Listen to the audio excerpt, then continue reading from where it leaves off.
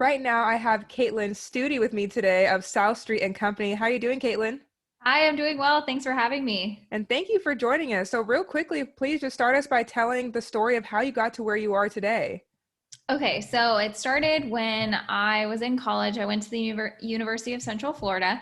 And at first, I studied physical therapy and then changed to marketing, kind of a whole 180-degree pivot there. Right. And then when I changed, I decided I wanted to study marketing because I really loved helping people and being creative. And I felt like I could kind of marry those two together. So changed my major, looked for a job everywhere except for Orlando, applied to 30 plus places. My parents joked and called me a professional interviewer. And I got a job with a dermatologist local to the Central Florida area. Okay. And he had never had anyone in charge of his marketing before. So he was kind of like, all right, I don't want to do this, this, and this. Don't ask me anything else. I'm open. And I was like, Okay. okay. So I kind of just hit the ground running and then helped them rebrand the whole company in the first 6 months and gave them a new logo, colors, slogan, and a new website, and then implemented social media marketing, email marketing, blogging, and SEO. And then I kind of felt like I reached a plateau. I helped them double in size. So when I started, they had 10 offices. And when I left, they had 20, 17 Okay. in Central Florida and 3 out of state. And I just felt like I could help other businesses do this. Right. So I started working mornings, nights, and weekends to build up my clientele. It took me a little over a year, but then Okay. put in my 2 weeks notice. And I thought two things were going to happen. The doctor in charge would either fire me or I could work my last 2 weeks. But actually, Okay. a third option happened. He Okay. ended up retaining me for a year after through my new company. Oh, wow. That third Yeah. option is So great. I know. I didn't even think about it, but it was amazing. And then after I put in my notice, I just hit the ground running from the clients that I had built up over the time that I've been doing it as my kind of side hustle. And then now Great. we're working with a ton of amazing clients, and I have 7 team members, including myself. Wow, what a story, Yeah. like you said, for a dermatologist to start. And now you have your own company. That's incredible. And like you said, that third option came up and it started as a side hustle, and now it's your full-blown company. Congratulations. Yeah. Thanks. Thank you. And so you mentioned obviously you have certain clients. Who do you serve? What is your kind of typical client that you have, or is it kind of a spectrum of industries? What does that look like? Yeah, so we really specialize in service-based small Hmm. to medium-sized businesses who want to reach a local clientele. So not Okay. just local to Central Florida where I am, but local to anywhere that someone is. And the companies that we mostly help, like I said, are service-based. So that would be like your tree trimmers, your roofers, your dog Mm. walkers, anyone that has a service-based company. Okay, and so what is the advantage as far as you decided to go, like you said, have that kind of local presence and audience versus someone, maybe clients who want to have that big national presence? What was that choice for you to do local? I think it was because I built up the dermatology practice. It was what I knew, and I knew how to do it, and I did a great job for them. So I wanted to really focus on local businesses and helping them because I think there's so many different things that you can do on a local level. Like Hmm. Google My Business is really popular, getting those online reviews is really great, doing local, not necessarily local email marketing, but email marketing to the target customers that you're trying to go after. You can work Hmm. with local influencers. There's just a wide array of options. Absolutely. And so you, like you said, you did the whole thing where you kind of had a main job, a side hustle. Now you have a full-blown company. How do you balance work and your personal life just to make sure, you still stay in that good energy and don't get burnt out? Yeah, I think that's a really great question. And I don't think people talk about it as much as they should. Hmm. In the beginning, when I was starting the company while working full time, it was waking up at 5 or 5:30 in the morning, working until 6:30, going to work from 8 to 5, coming home working till 10 or 11 at night, and then waking up and doing it all over again, and then working on the weekends too. So in that period, it was really hard to balance, but I really surround myself with amazing people. Okay. And I had mentors and coaches and all different kinds of coaches too, a sales Mhm. coach, a life coach, a couple business coaches that helped me um, kind of along the way. And any speed bumps that popped up, they would help me overcome those. And any Okay. questions that I had, they would be there. So I think that it's a lot of work to start a company. But if you Hmm. surround yourself with amazing people, they'll cheer you on and help you overcome any obstacles that come your way. Absolutely. And I want to go off of that note as far as, like you said, the importance of surrounding yourself with the right people. As far as you said, the coaches and the mentors, obviously that's a service that people are providing, it costs money. What would you say for people who feel like, they're putting all of their money and resources into their business? Why would I then put into having business coaches and life coaches? What would you say is your kind of an answer and advice to that?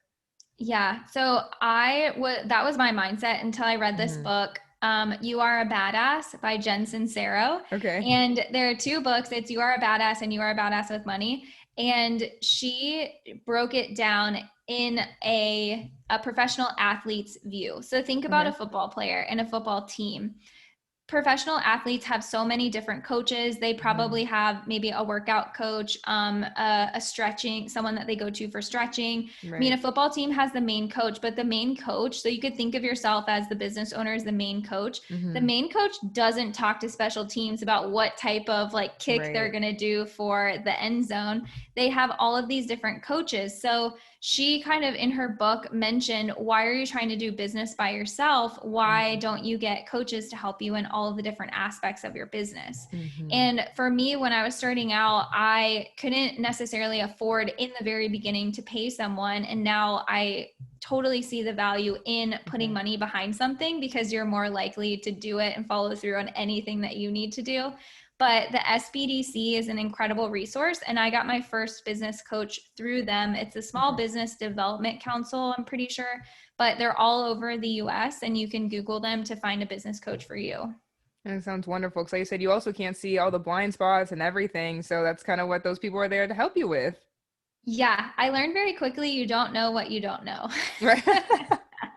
Right. We always say, you know what you know, people you know, but that's probably the best new one, too. You don't know what you don't know. Yeah, There's no point of yeah, trying to force it and know everything. It's just not going to happen. yes. And so, thinking about that, you've read the books. What does being a conscious business leader mean to you? I think it means evolving and also just kind of riding the wave, but being strategic about it.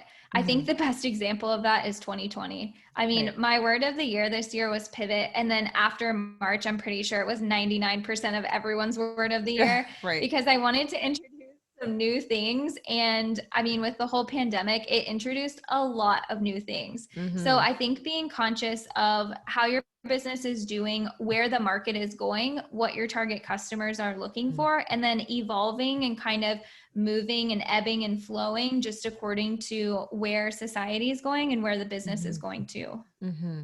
And so, like you said, that's for you as a business owner, but how is it as far as like with your employees? How have you helped them with the pivot as well? Because there's so much stress, like you said, this year, and then being a conscious business leader yourself, how have you managed that to just make sure to keep everyone kind of that still positive energy and just to keep motivated for work? Yeah. Okay. A couple of things that we did. Number one, we have a group meditation each Hmm. week for like 20 minutes. Okay. So we have a lady come in and we do a Zoom meditation, and Mm. it's great. Everyone loves it. It's not mandatory if you're like too busy with things or, there's a deadline approaching, you don't need to do it. So it's not something that should be stressful. And then another thing that we did that was really great was we added a channel to Slack. Slack is like the backbone of our company. I Slack is love great. using it. Yeah, me Yes. too. It's great. Yes, it's so great. So what we did was we added a channel called Sweet Wins. And Hmm. whenever someone does a great job or a client is really happy or we had minimal edits on a project, someone gives another person a shout out.